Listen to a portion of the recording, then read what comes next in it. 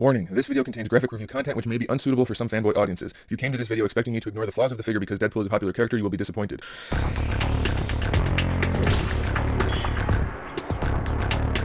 Hey, what's up guys? This is Anthony from AnthonysCustoms, and for this review, we're looking at the brand new Marvel Legends Juggernaut Build-a-figure Wave Deadpool. This is the Deadpool everyone's been waiting for.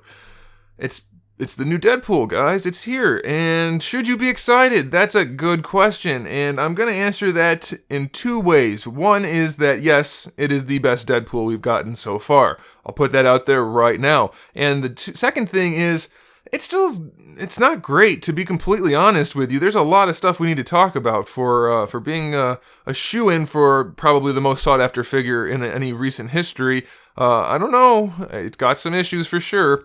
So let's get it off the stand and take a closer look. Alright, so you might recognize most of this body mold, so you should be fairly familiar with the height, but we're going to do it anyway. It's just shy of 17 centimeters, which makes him just over 6.5 inches.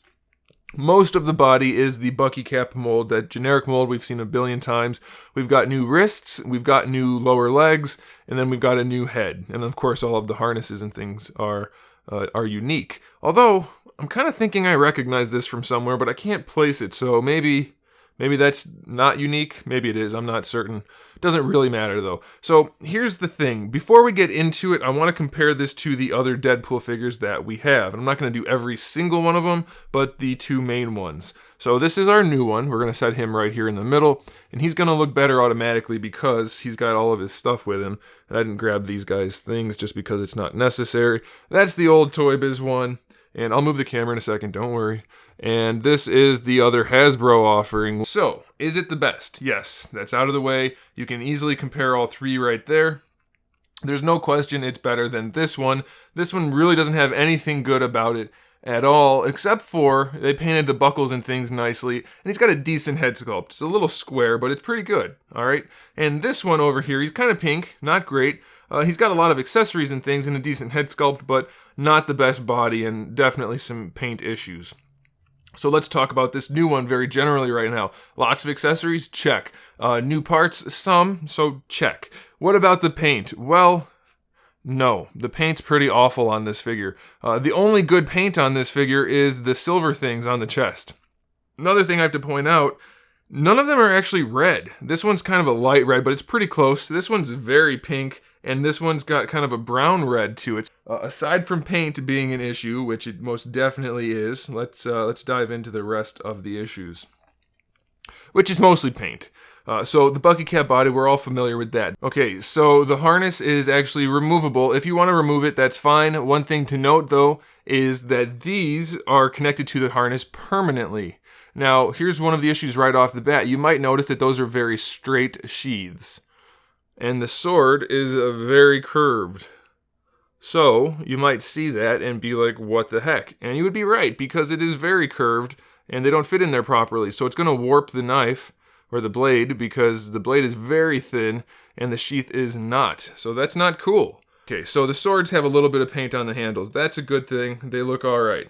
Nice job on the swords. Let's look at Deadpool himself. The chest, very fuzzy line work. It's not clean. Not clean at all. And it's not even symmetrical. Even if it was clean, those black cutouts, not symmetrical at all. So that's a bummer. The lines down here, again, super fuzzy. These rectangles of silver are the only thing that's clean on him.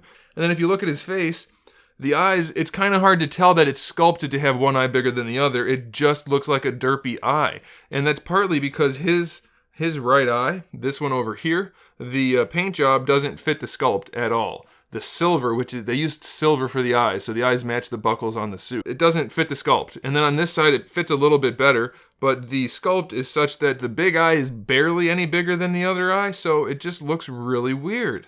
The color of the harness is this weird pinkish brown. Doesn't look very good. And then there's no paint on any of the harness anywhere, whether it's the thigh holster or the belt or the chest straps. The only thing painted is the grenades, which basically not. I mean, they didn't even paint the silver on there, so that's minimally okay. And then they painted the buckle. And there's no reason, using typography like they do, that they couldn't get that on there squarely. Then we get the knife thing down here on the boot, no paint on that. Luckily they painted the buckles on the feet. I mean, that helps, but it's so obvious that because they painted on the feet, that they didn't paint any of the buckles on the forearms or any of the buttons or snaps on the harnesses. It looks like an unfinished figure. But we got the pinky finger out. We got the pinky finger, so that makes up for everything. All right, let's look at the accessories. You already saw he has the 2 katanas, but he does have those. He has the 2 pistols, which have no paint on them. He has a street sweeper shotgun, which is grossly undersized. Let's just bring that out.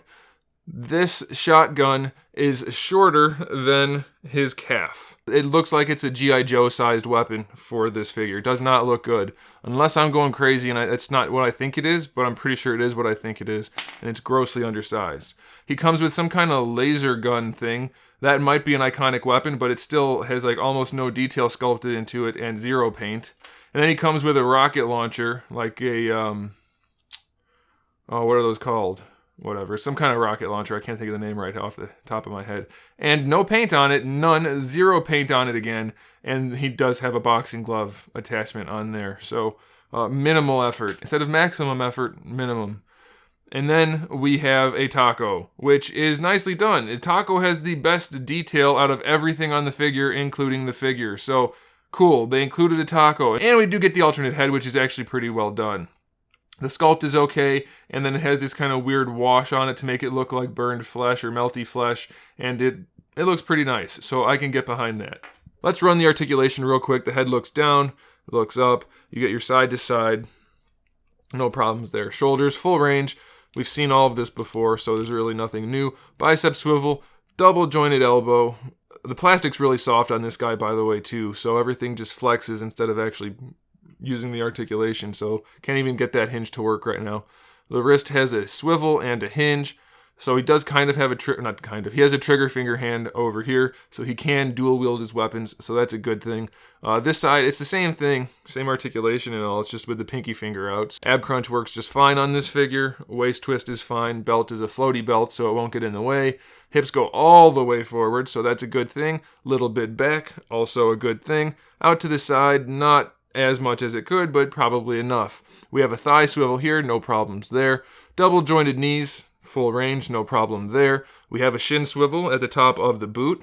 And then we have, now this is a pretty good thing for the ankles. You can actually force it a little bit and get the ankle to come all the way forward where you would want it normally that we don't normally get. So that's a good thing.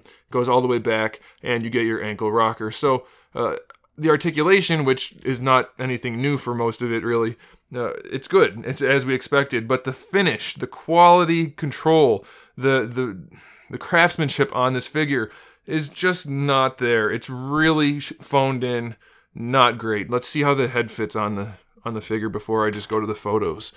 Because why not? I'm curious and I haven't tried it yet. Wow. Okay. All right. Let's see. Give it another go. Wow. That is a really snug fit. And it actually, I mean, once it's on, it fits, anatomically speaking, better than the other head. But that is a really snug fit, so be careful as you're putting that on. There you go, guys. Thanks for watching. Make sure you subscribe to the channel so you can see my upcoming figure reviews, custom figures, and other good stuff. We have new videos every single day. We talk about action figures, movies, TV shows, video games, all kinds of fun stuff. So make sure you come back for all of that. And in the meantime, keep collecting.